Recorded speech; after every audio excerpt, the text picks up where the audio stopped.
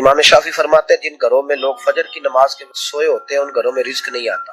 آپ فرماتے ہیں فجر کا وقت اللہ کے دینے کا وقت، اس وقت اللہ بانٹتا ہے۔ حضور صلی اللہ علیہ وسلم کا فرمان ہے نا حدیث میں کہ تہجد کے وقت اللہ پہلے آسمان پہ نزول جلال فرماتا ہے جو اس کی شان کے تہجد کے وقت، اور وہ کہتا ہے مانگو میں تمہیں عطا کروں۔ لینے کی باری آئے تو بندہ سمیٹ کے اندر گھس جائے۔ ہمارے ہاں یہ ہوتا ہے کہ عشاء کے بعد بچے بیٹھتے ہیں موبائل لے، تہجد کا وقت آتا ہے تو ان کی آنکھیں بند ہونی شروع، تو لینے کے وقت تو سویا تھا، ذرا مسئلہ کیسے حل ہوگا؟ بھائی جب کوئی آدمی خیرات بانٹ رہا ہو تو جو پیالہ پیچھے کر لے اسے ملے گا؟ کہتے اس وقت آنا جب میں بانٹ رہا تھا، اب تو کدھر آ گیا ہے؟ مثال دے رہا ہوں، تو فجر کا وقت مانگنے کا ہے، تو ساری رات تو گزر گئی گیمیں کھیلتے، ٹی وی دیکھتے، اور جو لینے کا وقت تھا تو سو گیا، کیسے آئے گا تیرے پاس؟ اٹھے سویرے بندوں سے مانگ کے دیکھ لیا، بڑی عزتیں خراب ہوئی، فجر کا وقت اٹھ کے جھولی پھیلائے۔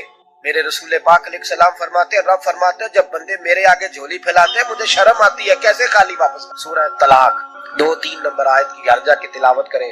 رب کریم نے فرمایا وَمَن يَتَّقِ اللَّهَ يَجْعَل لَّهُ مَخْرَجًا، فرمایا جب تو اللہ سے ڈرے گا تو اللہ ہر مشکل سے نکلنے کا تجھے رستہ عطا فرمائے۔ اور کیا خوبصورت انداز ہے قرآن مجید کا، اور ہم نے اس کا لاکھوں بار تجربہ کیا، بیسوں اور سینکڑوں بار یہ چیز ذاتی طور پر پریکٹیکل سے گزری۔ اللہ نے فرمایا ہر مشکل سے نکلنے کا رستہ بھی دے گا، وَيَرْزُقْ مِنْ حَيْثُ لَا يَحْتَسِبُ، اور اللہ تجھے وہاں سے رزق دے گا کہ تو نے کبھی سوچا بھی نہیں ہو۔ اب سنیں، ایک دوست آئے، کہنے لگے حضرت جی بڑے پیروں کے پاس گیا ہوں، مالی مسئلہ حل نہیں ہوتا، تو میں نے کہا میں تجھے نبی پاک کی بارگاہ میں نہ لے جاؤں، پیروں کے پیر کے پاس نہ چلے جائیں۔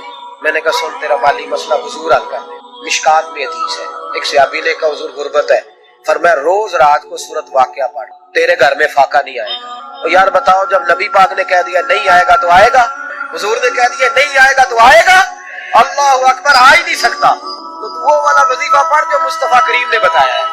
اور اب کریم کی بارگاہ میں گویا نیت ہو کہ یا اللہ میں کوئی خود تو نہیں نہ پڑھ رہا، تیرے نبی نے بتایا ہے، سورت واقعہ پڑھ، تیرے گھر میں فاقہ۔ حضرت عبداللہ ابن مسعود رضی اللہ تعالیٰ عنہ بیمار ہو گئے، شدید بیمار، اور بیٹیوں کے باپ تھے، بیٹیاں زیادہ تھیں۔ حضرت عثمان غنی رضی اللہ تعالیٰ عنہ کا دور خلافت تھا، جناب عثمان غنی تیمارداری کرنے آئے اور کہنے لگے عبداللہ آپ بڑے بیمار ہیں، ابن مسعود آپ بڑے علیل ہیں، کچھ پیسے نہ بھیج دوں خزانے سے؟ حضرت ابن مسعود کہنے لگے ضرورت نہیں، کہا آپ کی بیٹیاں ہیں کام آئیں گے؟ آپ فرمانے لگے میں نے بیٹیوں کو خزانہ دے دیا ہے۔ کہا کیا خزانہ دیا ہے؟ کہنے لگے میں نے اپنی بیٹیوں کو پابند کر لیا ہے، اور رات کو روز سوتے وقت سورت واقعہ پڑھ کے سوتی ہے۔ تو نبی پاک نے کہا فاقہ نہیں آ سکتا تو لہذا میری بیٹیوں پہ کبھی فاقہ نہیں آ سکتا، تو روز یہ تو کہتے ہو داماد جی سے کہ بھئی آپ مہربانی کرو، وہ خرچہ بڑھاؤ، بچی بڑی پریشان ہے، تو بچی کو بھی ایک خزانہ دے دو، اس کو کہو بیٹے روز رات کو سورت واقعہ پڑھا، رات سورت واقعہ پڑھے، صبح سورہ ملک پڑھے، دن کے وقت سورت بقرہ پڑھے۔ میرے نبی پاک صلی اللہ علیہ وسلم نے فرمایا جس گھر میں سورت بقرہ پڑھی جائے جن تو کیا شیطان بھی دوڑ جائے، تو کوئی جادو اثر کر سکتا ہے؟ تو ان وظیفوں پہ عمل کریں جو نبی پاک صلی اللہ علیہ وسلم نے ہمیں عطا کیے ہیں۔ حضور غوث پاک نے بھی ایک وظیفہ بتایا، وہ بھی بتا دوں آپ کو۔ غوث اعظم رضی اللہ تعالیٰ عنہ کی خدمت میں ایک شخص آیا، اس نے کہا حضور بڑی تجارت کرتا ہوں، کام نہیں چلتا۔ فرمانے لگے اب تو اللہ سے تجارت شروع۔ کیا مطلب؟ فرمانے لگے 10 کمائے تو ایک اللہ کے رستے میں، رب کریم اس کے بدلے میں تجھے 70 عطا فرما۔ اس نے کہا حضور اس طرح کروں؟ فرمایا تو یہ کر کے دیکھ، عبد القادر جیلانی وعدہ کرتا ہے اللہ تیری مدد کرے۔ غلام کہتے ہیں وہ 6 مہینے کے بعد آیا، پہلے جب آیا تھا تو پیدل آیا، 6 ماہ کے بعد آیا تو 6 اونٹ تھے اس کے پاس، اور آ کے حاضر ہوا تو کہنے لگا حضور زندگی پتہ نہیں کہاں گزار دی، کاروبار کا تو مزہ ہی اب آیا۔ آپ پر اللہ کا انعام ہوا، ان پر اللہ کا کرم ہوا کہ اللہ نے غلاموں کے حق میں آپ کے دل کو نرم فرما دیا۔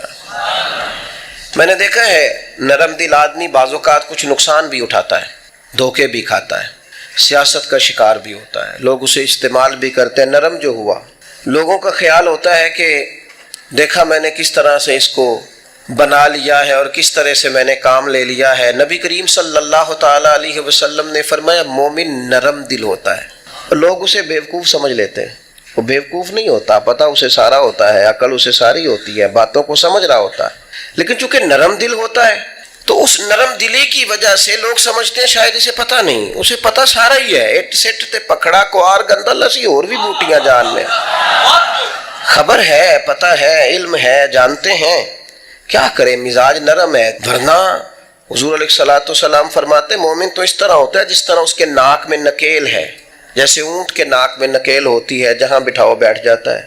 جہاں کھڑا کرو ہو جاتا ہے. کیوں؟ مومن ہے، نرم دل ہے. لوگ سمجھتے ہو میں نے مشورہ دیا تھا مان گیا. اور بھائی وہ مان اس لیے گیا ہے کہ مزاج کا نرم ہے، ورنہ آپ اور آپ نے اپنی حیثیت جان لی، آپ کے کہے پہ لگ گیا، مانا کیا ہوں؟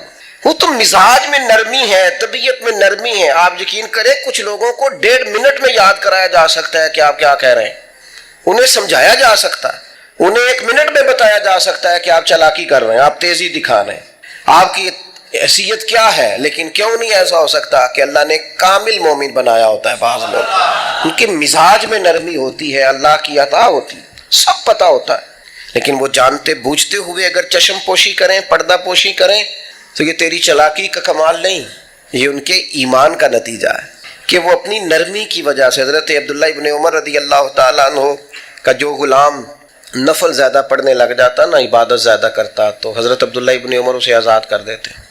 اب غلاموں نے طریقہ بنا لیا، جس کو آزاد ہونا ہوتا وہ ذرا نفل زیادہ پڑھتا، آپ آزاد کر دیتے. ایک دن آپ کے بیٹے کہنے لگے حضور یہ آپ کو دھوکہ دیتے ہیں، تو یہ رب کے بندے ہیں نا، ذرا سوچ دیکھو، معیار دیکھو. فرمانے لگے مجھے پتہ ہے، میں جانتا ہوں، مجھے خبر ہے ان کی کمزوریوں کی.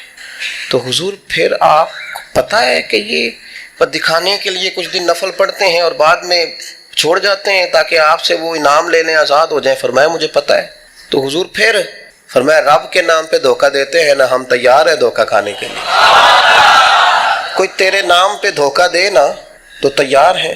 طبیب کو پتہ چل گیا ہے یہ ٹھیک کیسے ہوگا، اب وہ تیرے نام سے دوائیاں دیتا ہے، اسے خبر ہے نا اس کے نام پہ دھوکہ دیتے ہیں، تو بسم اللہ آئے نا، تیار ہے دھوکہ کھانے.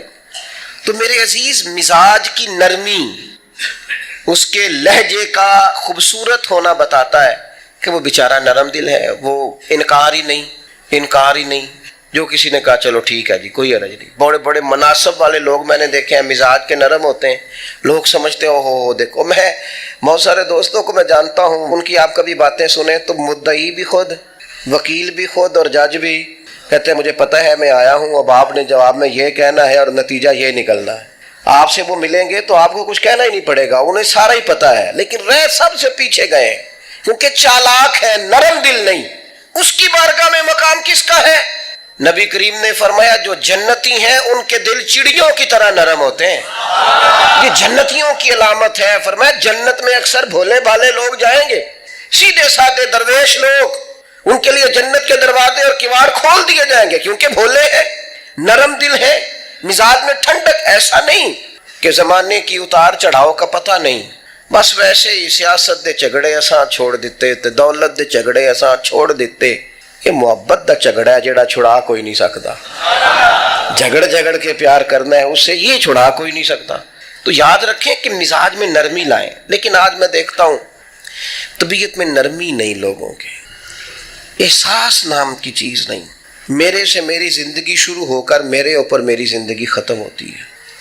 میں سمجھتا ہوں زندگی میں سب سے زیادہ خدمات میں نے کی ہیں، میں سمجھتا ہوں زندگی میں سب سے زیادہ زیادتیاں میرے ساتھ ہوئی ہیں، میں سمجھتا ہوں میں ہی سب سے زیادہ مظلوم ہوں، میری ہی قدر نہیں کی گئی. ہم سب اسی سے ان کے ہو گئے، صرف ہم ہی تھے جو ٹھیک تھے، باقی جو ملا غلط ہی ملا. یاد رکھیں اپنے مزاج میں اس طرح کا رویہ پیدا کر کے ہم نے سختیاں پیدا کر لی ہیں، احساس نہیں. میں آپ کو بتاؤں دل سخت کیسے ہوتے ہیں.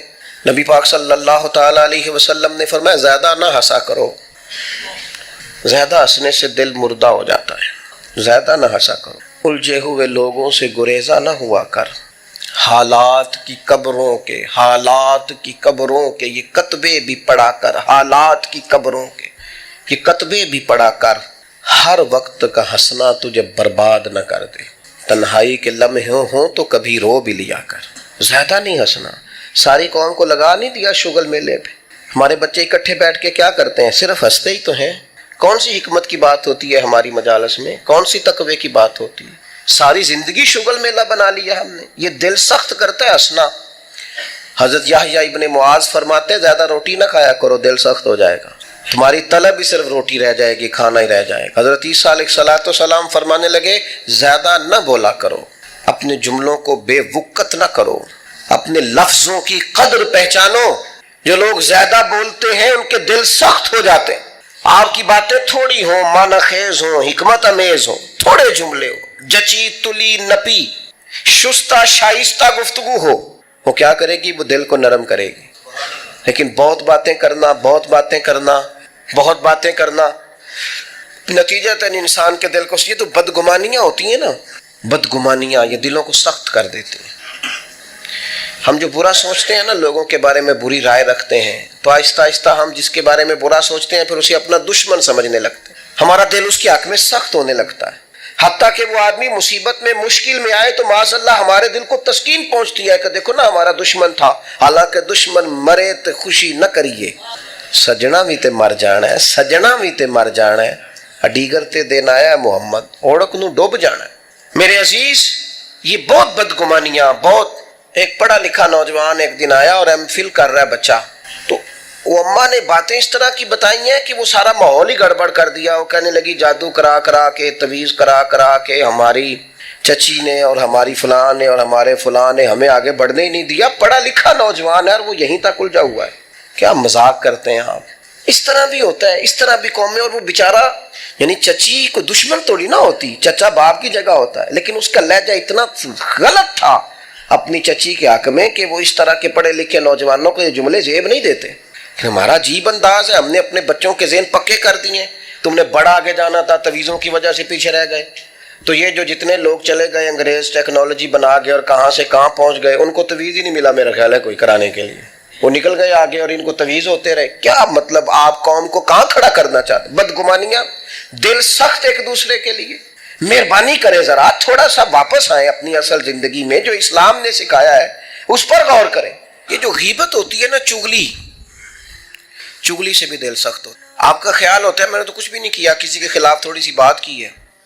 وہ جس کے خلاف آپ نے تھوڑی سی بات کی ہے نا، جس کے سامنے کی ہے، اس کا دل ہو گیا سخت. اس کے دل میں اس کے بارے میں گھٹن پیدا ہو گئی ہے، وہ کبھی نرم نہیں ہوگا. کیوں غیبت کو اتنا زیادہ سخت ناپسند کیا گیا؟ فرمایا غیبت کرنے والا جنت میں نہیں جائے گا. غیبت تو زنا سے بھی زیادہ گندی چیز کا نام ہے. کیوں اتنا زیادہ ناپسند کیا دین نے؟ اس لیے کیا کہ یہ دلوں کو سخت کرتی ہے، محبتوں کی مخالف ہے، انسان کی طبیعت ایک دوسرے سے دور ہو جاتی ہے. لیکن ہمیں تو مطلب 2 4 5 بندوں کی غیبت کرے نا تو گپ شپ کا مزہ ہی نہیں آتا. تھوڑا سا واپس آئیں، اپنی روحانی زندگی کی طرف آئیں، للہیت کی طرف آئیں، خیر دیکھیں خیر کتنی ہے اس امت میں. غیبت کرنے سے ہمیشہ طبیعتیں سخت ہوتی ہیں، بندہ ایک دوسرے سے دور ہوتا ہے. اور آپ کسی کے بارے میں خیر کا جملہ کہیں، جس وقت آپ جملہ کہہ رہے ہوتے ہیں اسی وقت ہی اس بندے کی محبت دل میں جگہ پکڑ رہی ہوتی ہے. اسی وقت ہی وہ جگہ پکڑتی ہے جب آپ کسی کی تعریف کرتے ہیں، عمدہ اور خیر کے لفظ بولتے ہیں. اسی طرح یہ جو مال کی محبت ہے نا، ہرس، ہوس، لالچ، یہ بھی دل کو سخت کرتی ہے. جب لوگوں کو بندے نہ نظر آئیں، صرف پیسے نظر آئیں، پھر طبیعت سخت ہو جاتی ہے. مال ایک ایسی خطرناک چیز ہے، اگر یہ لالچ اختیار کر جائے، ہرس اور ہوس اختیار کر جائے، پتہ ہے حال کیا ہوتا ہے؟ ایک تو یہ ہے کہ عام چیزوں میں ملاوٹ، یہاں تک حالات خراب ہوتے ہیں کہ لوگ دوائیاں ملاوٹ والی بیچنی شروع. ان کو پتہ ہے میں زندگیوں سے کھیل رہا ہوں معاذ اللہ، لیکن وہ کتنا کچھ سخت آدمی، اس کا دل کتنا کچھ سخت ہے کہ وہ لوگوں کی صحت سے کھیل کر مال کما رہا ہے. آخر اپنے ضمیر کی عدالت میں تو کھڑا ہوتا ہوگا نا، رات کو اسے نیند بھی تو آتی ہوگی نا، وہ کبھی اللہ اکبر کہہ کے نیت باندھ کے رب کی بارگاہ میں بھی تو کھڑا ہوتا ہوگا. کیسے جواب دے گا اللہ کے حضور؟ اپنے آپ کو کیسے مطمئن کرے گا؟ اتنا سخت ہو گیا ہے کہ لوگوں کی زندگیوں سے کھیلنے لگا ہے، مال کی محبت میں، ہرس میں، ہوس میں. اتنا دل سخت ہو گیا. یہ چیز سخت کرتی ہے دل کو. اس لیے ہمارے بزرگوں نے لکھا ہے کہ کچھ نہ کچھ پیسے کبھی کبھی چھوڑ بھی دینے چاہیے. کہنا چاہیے بس بھئی آج اتنی کمائی ہو گئی کافی، بھئی ابھی تو 2 گھنٹے بچے ہیں. تو اس نے کہا یہ جو 2 گھنٹے بچے ہیں یہ قرآن پڑھوں گا اور مدینے والے محبوب پہ درود و سلام پڑھوں گا. صدقہ کیوں رکھا تھا شریعت نے؟ زکوٰۃ کیوں رکھی تھی؟ اللہ کے بندے ہیں، اللہ اپنے بندوں کی اپنے فضل سے ان کو رزق دیتا ہے، لیکن کیوں رکھا تھا صدقہ؟ کہ یہ مال نکل کے ذرا باہر جائے تاکہ یہ جگہ نہ پکڑے دل میں، تاکہ دوسروں کے حق میں طبیعت نرم ہو. لیکن آپ دیکھ لیں جہاں جہاں مال کی محبت آئی ہے، جہاں جہاں مال کا پیار آیا، وہاں حالات اور سے اور ہو گئے، خراب سے خراب ہو گئے، بد سے بدتر ہو گئے. اور پھر ہمارے بزرگوں نے لکھا کہ یہ جو اقتدار ہوتا ہے اس میں بھی بہت سخت ہو جاتے ہیں لوگ. چلے دعا مانگنے لگا ہوں، آمین کہنا، اللہ کرے میری قوم جاگ جائے، آمین تو کہتے ہیں. میں پہلے بھی کہتا رہتا ہوں، پھر کہہ رہا ہوں، کبھی آپ سوچیں گے، ایک وقت آئے گا کہ سوچیں گے بھلا ہم کیا کہا کرتے تھے. ہم اس دور میں تبلیغ کر رہے ہیں جس دور میں سوتوں کو نہیں جگانا پڑتا. ہماری مشکل یہ ہے کہ ہمیں جاگتوں کو جگانا پڑتا ہے. جاگتے لوگوں کو جنہیں سارا پتہ ہے، شعور ہے، عقل ہے، ان کو جگانا پڑ رہا. ہم زیادہ مشکل میں. میرے عزیز، اقتدار کی جنگ لوگوں کو سخت کر دیتی ہے. یہ یاد رکھنا، کرسی پر پہنچنے کے لیے لوگ کچھ نہیں دیکھتے. اقتدار کی خاطر لوگوں نے حد نہیں کر دی دنیا کو قتل کرنے والی. بم مارتے وقت سوچا کبھی انہوں نے کہ کتنی ماؤں کی گود اجڑے گی، کتنے بچے یتیم ہوں گے، کتنی عورتوں کا سہاگ اجڑے گا؟ انہیں غرض نہیں تھی. وہ تہ و بالا کرتے گئے بستیوں کو، اجاڑتے گئے آبادیوں کو. خدا کرے کہ یہ قوم سمجھے، اقتدار کے لیے لوگوں نے، بیٹے نے باپ کو قید کر دیا، باپ کو، کہ میری باری نہیں آنے دیتا. پڑھے آپ تاریخ اٹھا کے. اقتدار کی خاطر بھائی نے بھائی کو قتل کیا کہ یہ میرے رستے کی رکاوٹ بن رہا ہے. آپ کیا سمجھتے ہیں کہ استعمال نہیں کیا جاتا آپ کو اور ہمیں؟ لوگوں نے اپنے رستے میں آنے والے سگے خون کے رشتے کاٹ کے رکھے. اتنے سخت ہو گئے لوگ. صرف اقتدار چاہیے تھا. اور میرے رسول پاک صلی اللہ تعالی علیہ وسلم نے صحابہ سے فرمایا، کسی قوم میں جہاد کے لیے جب جانا نا تو وہاں جو سرسبز درخت ہو وہ درخت نہ کاٹنا، وہاں کے فصلیں نہ تباہ کرنا، عورتوں اور بچوں پر اور بوڑھوں پر جب تک ہتھیار نہ اٹھائیں حملہ نہ کرنا. کیوں؟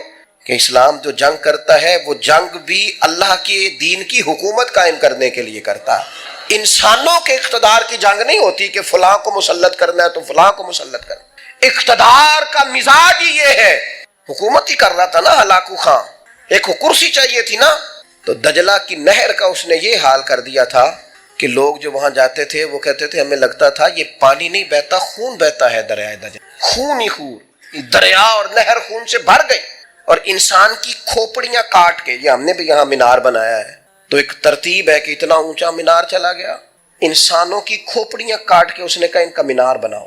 کیوں؟ مجھے حکومت کرنی. لوگوں کے دلوں میں روب ڈلے گا، نہ سمجھ آئے تمہیں، اور ابھی بھی خبر نہ پتا چلے کہ لوگ اقتدار کے لیے کیا کرتے ہیں. آؤ پھر تمہیں دمشق کے بازار میں لے چلوں.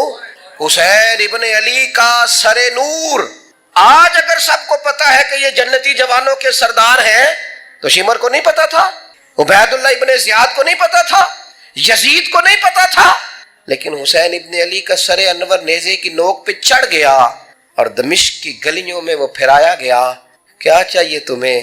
تم نے اولاد رسول ہی ساری شہید کر دی، حضور کے جگر پارے تڑپا دیے. آخر کیا چاہیے تھا؟ تو پلٹ کے دیکھ لو تو جنگ کرسیوں کی نکلی. کسی کو کوفے کی گورنری چاہیے تھی، کسی کو رے کی حکومت چاہیے تھی، کسی کو حمص کا صوبہ چاہیے تھا، کسی کو دمشق کی حکومت چاہیے تھی، کوئی پورا اقتدار چاہتا تھا.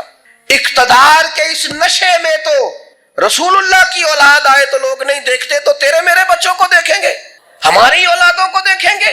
پتہ نہیں کب شعور کی آنکھیں کھولو گے، پتہ نہیں کب سوچو گے، کب سمجھو گے، کس وقت چیزوں پر غور کرو گے.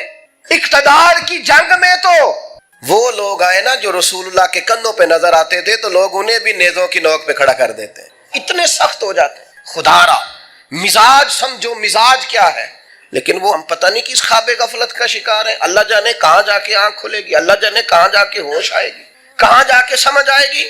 خدا را چیزوں کو لیں ضرور، لیکن ان کو اس حد تک لیں جس حد تک وہ ہیں. جس حد تک نہیں ہے اس حد تک نہ جائیں. اتنے جذباتی نہ ہو ان معاملات کے اندر. ایک دوسرے کو سمجھیں، غور کریں. اور پھر جس بندے میں بھی تکبر ہوتا ہے وہ سخت دل ہوتا ہے. جس میں بھی ہو، برادری کا تکبر ہو کہ میں چودھری صاحب ہوتا ہوں وہ بھی ڈاڈا ہے. علاقے کا تعصب ہو اس کے اندر کہ میں فلاں علاقے کا ہوں تو وہ بھی سخت ہے. علم کا تکبر آ جائے وہ بھی سخت ہے. اس کو یہ پتا ہو کہ میری بڑی پذیرائی ہے اور مجھے بڑی دنیا جانتی ہے اور میں بیٹھ جاؤں تو پھر بھی بڑی بات رش ہوتا ہے اور میں چلوں تو وہاں بھی اللہ ماشاءاللہ خدا معاف کرے تکبر آتا ہے. کوئی بھی ایسی چیز جو دماغ پہ سوار ہو جائے وہ متکبر کرتی ہے انسان.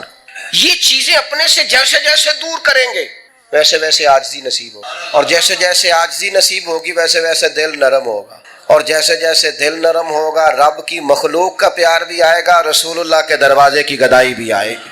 اور ایک بات اور ہمارے بزرگوں نے لکھی ہے کہ جو مفادات کی جنگ ہوتی ہے نا، مفادات کی جنگ وہ بھی دل کو سخت کرتی ہے. مفادات کی جنگ. مجھے بتائیے جتنے لوگ کسی مارکیٹ میں کاروبار کر رہے ہوتے ہیں ہمارے ملک میں، سارے مسلمان ہی ہوتے ہیں نا، ہمارے جاننے والے ہی ہوتے ہیں نا. تو معاذ اللہ تعالیٰ سما معاذ اللہ ایک پر اگر قرض چڑھ جائے، ڈوب جائے، پریشان ہو جائے، تو اس کے دائیں بائیں والے جو خوش ہو رہے ہوتے ہیں کس طرح ہو رہے ہوتے ہیں؟ دل سخت ہو گیا ہے۔ جنگ مفادات کی، اب زیادہ گاہک میری دکان پہ آئے۔ مفادات کی جنگ طبیعت کو سخت کرتی، جہاں جہاں بھی انسان کا مفاد وابستہ ہوتا ہے وہاں۔ میں عرب شریف میں تھا تو ایک دوست مسجد نبوی شریف میں ملے اور بڑے درد سے روئے، بڑی تکلیف میں تھے۔ ایک تو بندہ پردیس میں، گھر سے دور، اور پھر اگر آزمائش میں ہو تو پھر شاءاللہ پردیسی کوئی بھی نہ تھی۔ کاک جنا تو پارے تو تاڑی مار اڑا نہ باہو اچیز تے اگے ہی اڈن آ رہے۔